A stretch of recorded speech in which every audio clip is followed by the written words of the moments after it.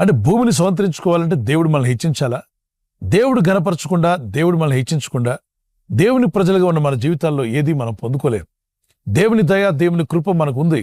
దేవుడు ప్రపంచంలో ఉన్న మానవులందరినీ ఒకే రీతిగా చూస్తున్నాడా? అవుననే చెప్పాలి. ఎందుకని?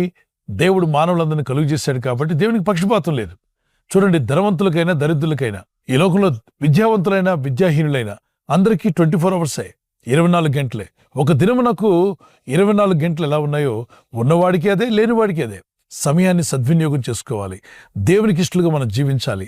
అయితే ఇక్కడ ప్రభు ఒక మాట చెప్తున్నాడు, భూమిని, ఆకాశం, సముద్రమును దాని యందు సర్వమును చేసినవాడు దేవుడే. ఆయనందు భయభక్తి కలిగి ప్రార్థిస్తూ ఆయనకి ఇష్టలుగా మనం జీవించినప్పుడు ఆయన లేఖనాలు చెప్పబడిన రీతిగా భూమిని స్వతంత్రించుకున్నట్లుగా నేను మిమ్మల్ని హెచ్చిస్తాను అన్నాడు.